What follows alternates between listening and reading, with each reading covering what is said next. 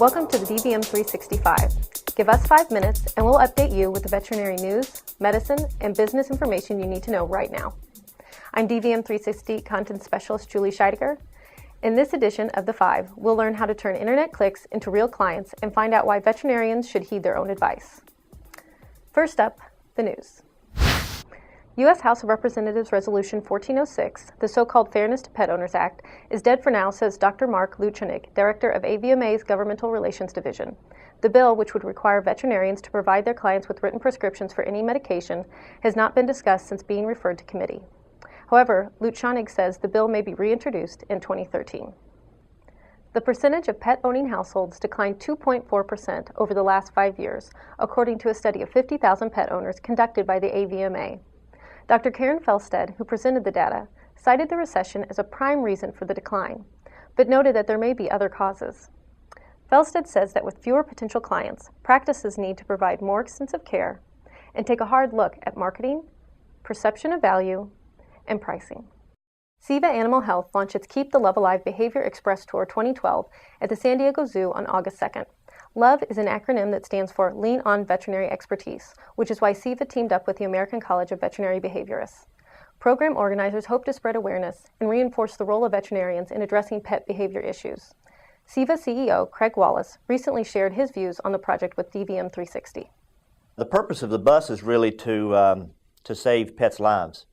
It's an alarming statistic, but thousands of pets each year are euthanized as a result of behavior issues.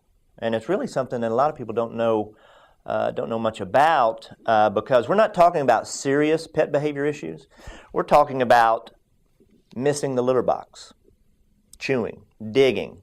I mean, simple, easy things you would think to address. But many of those pets are relinquished and given back to the humane societies. And then from the humane societies, many of them are destroyed, put to sleep. So the idea of the bus is to bring awareness to pet owners about these behavior-related issues and that there's real solutions. And speaking to their veterinarian is the most important thing that pet owners can do to find solutions to these behavior-related problems. You can see the Behavior Express bus at CVC Kansas City on Saturday, August 25th. Coming up, Dr. Amanda Donnelly explains how veterinarians following their own advice can boost client compliance. But first, creating a robust, engaging online presence is a great thing, but Dr. Dave Nicol says you also need to leverage that content to convert internet followers into real-world clients. So the number one way to convert clicks into clients on your website, firstly, you've got to have great content that gets people in the door of your website to start with. And once you've got them reading, you need a couple of little hooks to get them engaged and actually to convert them from your online space into your real-world practice. Okay, so you need calls to action in your copy. Ask them to do something, that means. You also need mobile numbers embedded in your text somewhere. Okay, so it's very easy when they're looking at your website on their iPhone to click on a link and it dials your practice straight away. Data capture forms are really important as well because they allow you to exchange information. Okay, there's an action that converts a reader into downloading something like an ebook or signing up for your newsletter. And what they've got to do to get that content is give you a little information.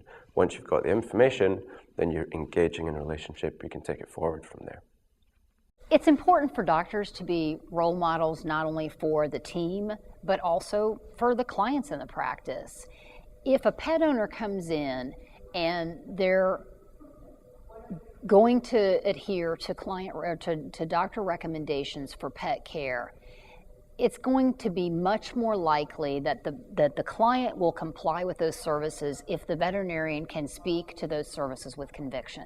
So if the veterinarian can say, these are services that I provide for my own pet because I feel that they're valuable. I brush my dog's teeth. I make sure that she has a dental on a regular basis because I don't want her to have a progression of dental disease. I don't want her to have other problems. I don't want her to lose teeth at an early age. Then the client will feel more compelled to accept those treatment recommendations because they can see that the veterinarian really believes in those services. We hope you've enjoyed this edition of The 5. Be sure to watch for episode 49, which will come to you from CVC Kansas City. If you have suggestions for future shows, email us at dvm360@advancedstar.com. And for the latest news, medicine, and business information, be sure to visit dvm360.com every day. Catastic.